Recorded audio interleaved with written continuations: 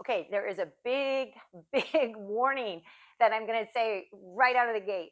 If you like bright colors, this is not the video for you, because today I'm going to tell you or show you how to take your bright colors and dull them down and make them not so bright, essentially, kind of neutralizing them. So if you're like my husband and you really like bright colors, you got to turn this off right now. Anyway, for the rest of you who are looking for some ideas and you have like these really bright colors, bright pink, yellow, blue, whatever, and you like a duller color like I do, then this video is for you. So basically, I'm just going to take a pink, a green, a blue, and a yellow, and I'm going to dull those colors down with some other simple colors of paint. And it's pretty easy to do, to turn a color that you don't like into something that you do like, and that you can then use in whatever project or painting or art journal that you are planning to work in. So anyway, I'm going to show you all how to do that, and so let's get started. To get started, I'm going to show you the supplies I'm going to be using. First off, I'm going to use this homemade journal that I've made, art journal that I made out of watercolor paper. The reason being is because it lays flat, and I think then I can get all the colors I want across and down. Now you can use, obviously any kind of paper. It's just because this is just to kind of swatch out different colors, because we're going to dull them down or neutralize them. So, but anyway, I'm going to use this art journal. I'm going to use this probably tray to mix some of the paint. I have 4 different colors that I'm going to use. So I have 4 like 1/2-inch brushes, well loved and used.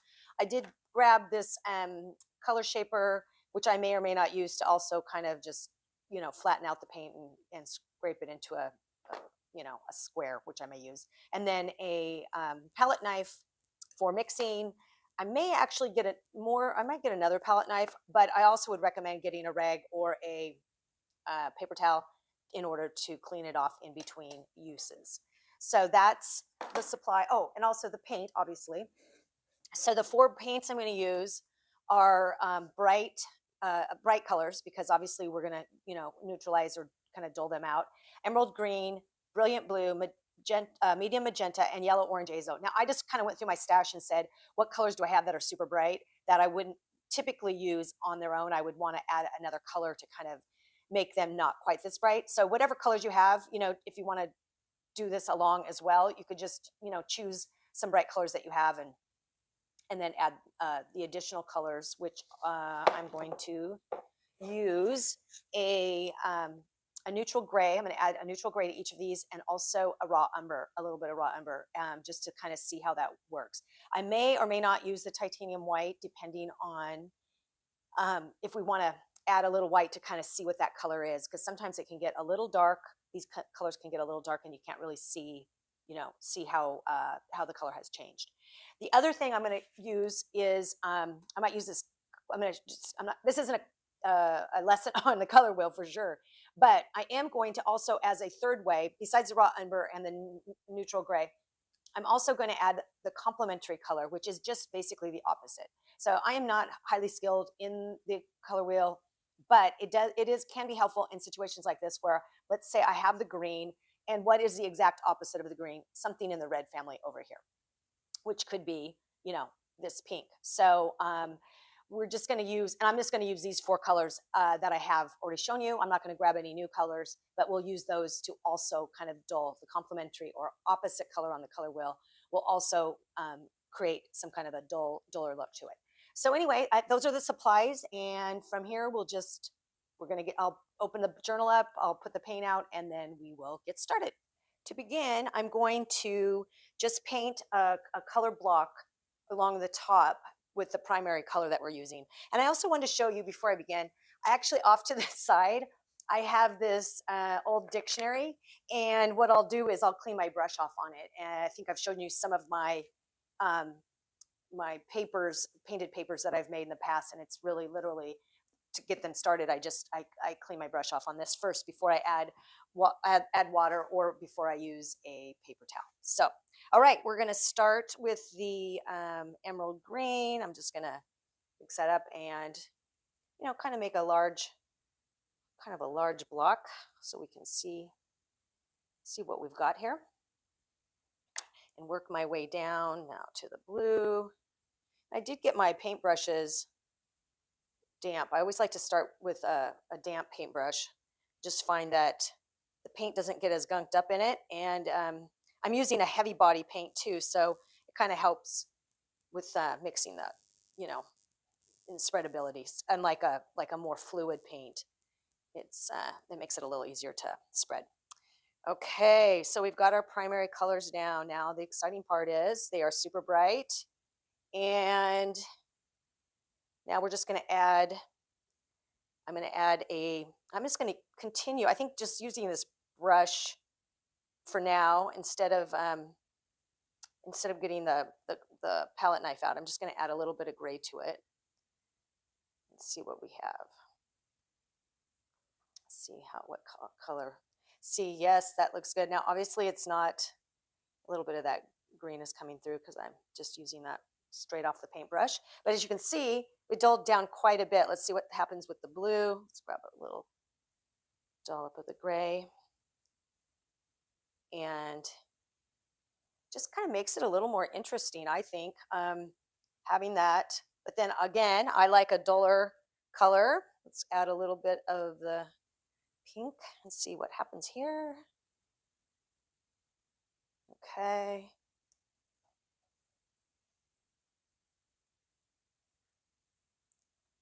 Okay, definitely got a little chunk in there. Let's move that over here. Okay. And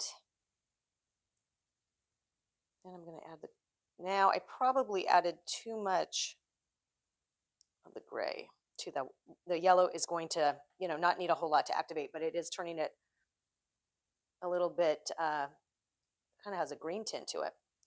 Okay, so I'm going to pause here for a second. As you can see, the colors are definitely dulled down. I'm kind of making this square. I'm going to make it a little bit bigger. Then we'll add our brown for the next round. I'm going to clean my brushes real quick off on my paper, and then we'll do the raw umber. Okay, so I have my paintbrushes fairly cleaned off from the gray, and now we're going to mix the colors with the raw umber. So I'm just going to grab a little bit. Well, a little bit goes a long way with this, with the darker colors, but let's see what happens here. I don't know if you can make sure you can see me mixing. Okay, so similar. Kind of makes it a little darker, not as, this is a little bit duller. This is, yeah, it's interesting the difference between when you have them all in a row between the, this still kind of retains a little bit of its, I feel like a little bit brighter, not quite as light as that. Okay, let's try the blue with a little bit of the brown. Sit over here.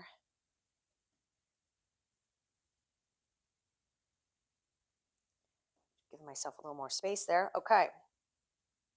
Okay, I think I like this blue color. That looks really good. I think I like that better than the green for sure.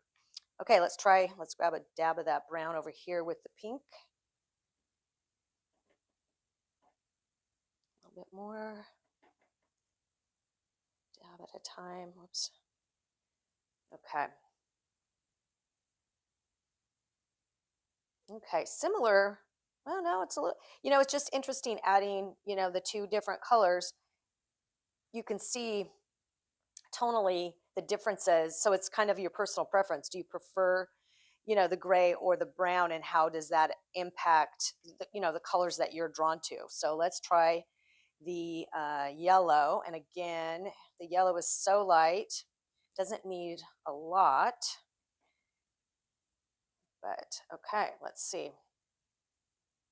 Kind of not as green as with the gray. The gray must have had has probably a little blue in it. This is more like a yellow ochre would be, which I do like.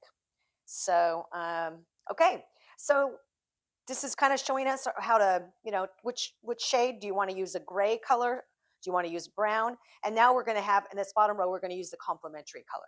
So again, I'm going to clean my brushes off, and then we'll come back. For this last one, using the complementary colors, we're going to look across the color wheel. So green will be more with, I'm going to do the green with the pink because it's kind of right in between the violet and the red. And I'm going to do the blue and the yellow because, well, they're not, well, it's a little bit more orange and blue across. So anyway, that's how we're going to do it today. And, you know, making our best guess here. So I'm going to get started with that. Set this aside, set the color wheel aside. We'll start with the green again, and I'm going to, from the green, I'm going to grab just a little bit, of the pink, the magenta, and a little bit of the green, and kind of mix that over here. And I got to grab a little bit more because I'm running out of space over here to mix. Let's see what color that comes up with. Now that is also very nice, a nice dullish shade of green. I like that. It's actually kind of a little bit similar to the gray. So, okay. Now the blue, we're going to mix with the yellow, and that is actually going to turn us green, I think. So let's just grab a little dot of that and see what happens. Yeah, because yellow and blue do make green, but it might be a kind of a fun shade of bluish green. Oh yeah, that's I like that. Sometimes mixing the colors, you can come up with more unique shades and variances than you can, directly out of the tube for sure. So, okay, back to pink. Let's grab a little dollop of the green and see what happens when we mix that with the pink. Okay. Okay, that's a little interesting. I hope you can see these variations on camera. Very similar to the gray, actually. So, all right, and then for the yellow, we're going to add a little bit of blue. And a little bit probably goes a long way, which I probably added too much because now we are full on bright green. Maybe I'll add a little bit more. Let's add a little bit more yellow in just to kind of, just yellow orange. I think that's why it was across the because it was more in the yellow orange, scheme of things. But anyway, yeah, that really, I added probably way too much of the blue. So just obviously, depending on how much you add, we are going to get some, you are going to get, if you mix yellow and blue, you are going to get a green. But so it only takes a tiny bit. Okay, well, we kind of got the gist of it. And I do like, again, I think that is a great shade. I'm drawn to those kind of shades. I do like the complementary color row. And each of them I have a favorite. I think this would be my favorite on this row, the bottom, mixing with the complementary color, and possibly the same with the blue. These two mixed together. My favorite, I don't know. Yeah, I like this green mixed with the gray, and probably the same with the pink. I would have thought that I preferred with the brown, but and the complementary colors are beautiful. So just, obviously more or less, or however much, of each color that you use. But this is a great way to, you start with these very vibrant colors, and you can tonally make them different just by adding a little bit of another color, neutralizes them, kind of dulls them down, and creates a beautiful color palette. And I think anytime that you don't use something straight out of the tube, you're going to get, if you mix any, typically you're going to get, a beautiful shade. Obviously, it can lean towards muddiness. Some of this is a little bit muddy, but at the same time, muddy can be beautiful, particularly, against a different, when you're putting it next to another color. So you could do these close together too, and also see, like these two colors would look probably very good together. So anyway, have fun, experiment, plan, give it a try, and yeah, good luck dulling down your bright colors.